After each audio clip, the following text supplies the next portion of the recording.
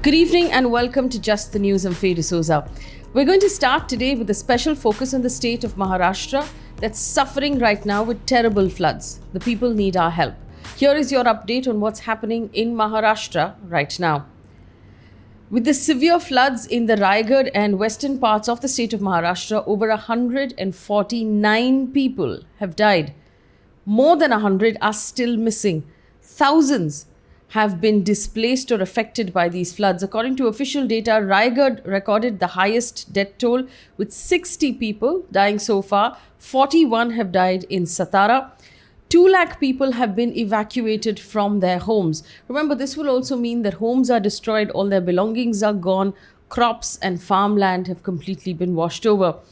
In the meantime, 3,248 animals have died so far in the regions. Sangli has reported 17,000 poultry deaths.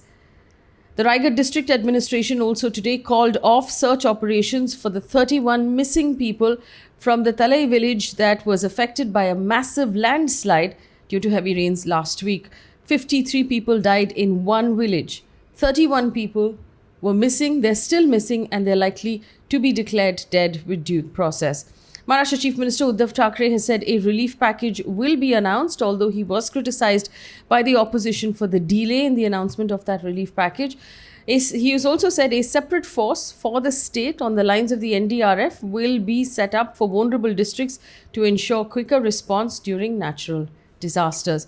We've put out a separate video that you can look at on YouTube on what you can do if you can help. Remember, the people in Maharashtra right now need clean clothes, they need dry ration, they need medicines, they need clean drinking water. The NGOs that are helping on the ground here are a few: Goonj, the Swades Foundation, Khushiyaan Foundation and Khana Chahiye. Their details are in the description of this video. You can also check out the separate video that we've uploaded only on the Maharashtra floods. Please do everything you can.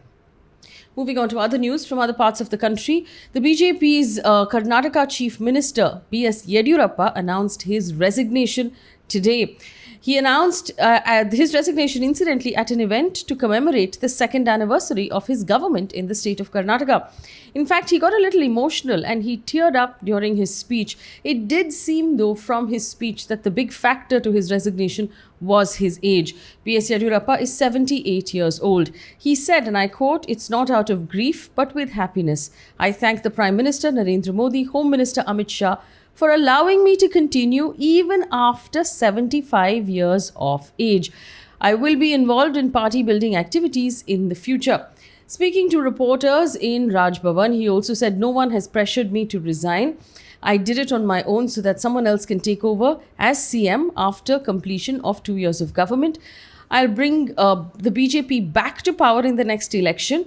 I've not given the names of anyone who should succeed me." Remember, the Karnataka will go to elections in 2 years' time, and the BJP has a rule in general that people above the age of 75 do not hold office. Yediyurappa also said that the BJP High Command will decide who will succeed him. Hours after his announcement, Shikaripura, the assembly constituency in Shivamogga district, where he is represented now 7 times, was shut down as a mark of protest by his supporters. For the past 1 week, there have been several speculations about the possibility that the BJP High Command has asked for his resignation. In fact, he flew to Delhi for meetings with the Prime Minister, the Home Minister and BJP President JP Nadda about possibilities of his resignation. He then came back and held long and very public meetings with the leaders of the Lingayat caste in Karnataka, a caste in which he holds considerable sway. It was almost a public sort of display of his power that doesn't seem to have worked. An update from Parliament, as I've promised you every day. The Finance Minister, Nirmala Sitharaman, informed Parliament today that the government has no plan to print currency notes to tide over the economic crisis triggered by COVID. This comes after many economists and experts, not just from India but from across the world, have suggested the government print more currency notes to tide over the difficult economic situation, to support the economy and create jobs. In a written reply to Lok Sabha, the Finance Minister, Mr. Nirmala Sitharaman, said that India's GDP is estimated to have shrunk by 7.3% during the financial year 2020-2021. The Finance Minister Nirmala Sitharaman also tabled before Parliament today the Insolvency and Bankruptcy Code Amendment Bill 2021. Now, this bill is meant to change some of the processes involved when small and medium-sized businesses go belly up and they have to file for bankruptcy. It has modified that process in order to simplify it. And obviously, it's been made necessary by the fact that COVID has caused many of these small businesses to shut down. Now, Ms. Sitharaman was meant to make an explanatory statement and explain the changes that she has tabled, but she wasn't able to do so because the opposition continued to noisily protest the Pegasus scandal and demand answers from the government. Lok Sabha also, incidentally, during all of that noise, passed the Factoring Regulation Amendment Bill 2020, despite protests from the opposition. Now, this basically amends the Factoring Regulation Bill. It's a bill to help small, medium enterprises tide over delayed payments during, obviously, given everything that is happening right now with the weakened economy.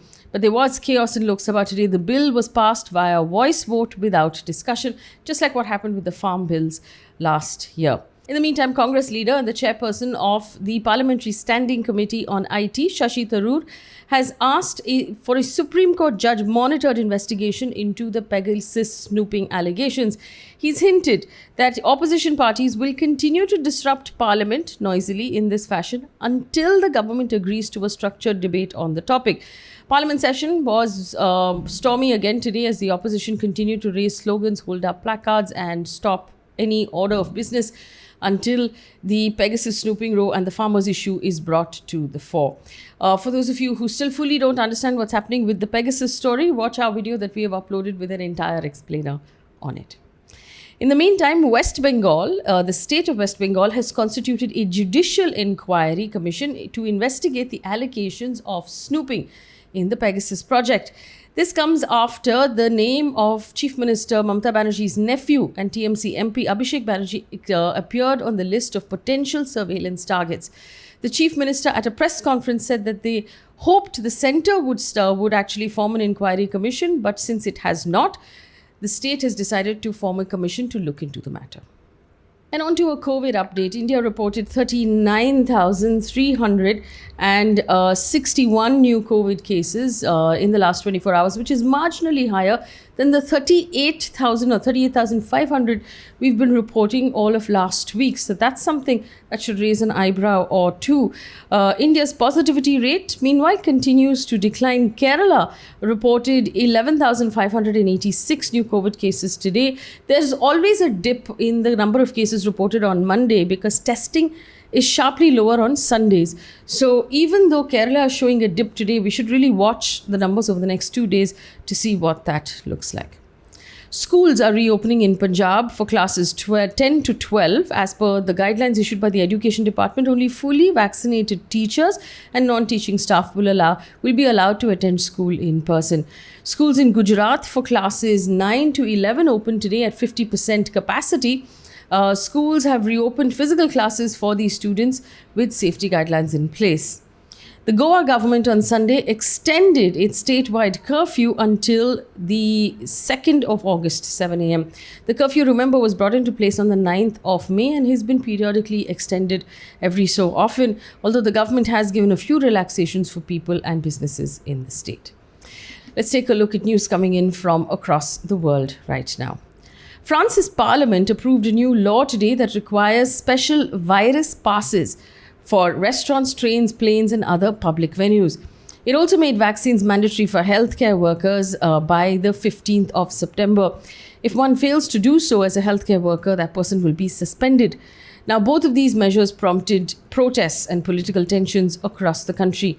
France's President Emmanuel Macron said that this was needed in order to protect vulnerable populations and hospitals as infections rebound and also to avoid any fresh lockdowns. People will receive a health pass that will allow them to enter restaurants, trains, planes, museums, theatres and swimming pools. Only 44% of the population of France is fully vaccinated. But that's a pretty decent number given that in India, that our number is closer to 5% of our population that is fully vaccinated. There were severe protests in Africa's Tunisia against the government's handling of COVID.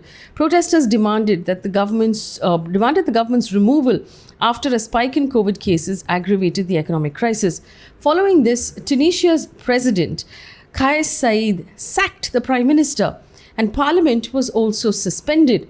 The President Said said he would assume executive authority, which means take the place of the government, with assistance of a new prime minister. Critics said that this was an attack on democracy, and on the other hand, supporters were seen celebrating in the streets across the country.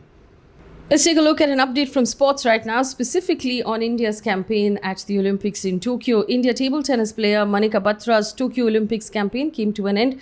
She lost the women's singles round to Austria. She lost the match in straight games in 27 minutes. India also lost to defending champions South Korea in the quarterfinals of the men's archery team at Tokyo Olympics today. India's trio of Atanu Das, Tarundeep Rai and Praveen Jadhav went down 6-0 facing Korea. The Indian women's hockey team lost 0-2 to Germany at the group stage. Indian fencer Bhavani Devi made her Olympic debut with a resounding victory in her first match, which is India's first ever victory in fencing in the Olympics.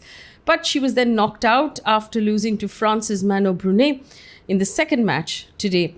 She's the first Indian athlete to play in the fencing tournament in the Olympics. 26-year-old weightlifter and silver medalist Mirabai Chanu received a standing ovation at the airport from the staff as she walked out of the terminal as she arrived back home victorious today. Chanu won the silver medal for the women's 49 kg category and has also been a former world champion and a Commonwealth Games gold medalist. Also, the total number of COVID cases reported at the Tokyo Olympics is now increased to 148 after 16 new cases were reported. This also includes 3 athletes. The 3 athletes have now been put under mandatory 14-day quarantine. One piece of positive news before we leave you for today. Maharashtra has become the first state to successfully vaccinate over 1 crore people, fully vaccinate with 2 doses. Over 3 crore people have received at least 1 dose in the state. Maharashtra has reported 6,843 new cases and 123 deaths on Sunday. All right, so that brings us to the end of the bulletin. Thank you so much for watching and thank you so much for supporting us. Leave us a comment on anything we can do to improve this bulletin and a thumbs up if you think that this is helpful. We will bring you more information about what's happening in Maharashtra, specifically in the areas that are flooding. It is a very serious situation and I appeal to you one more time to do everything you can to help. Thank you for watching. Good night.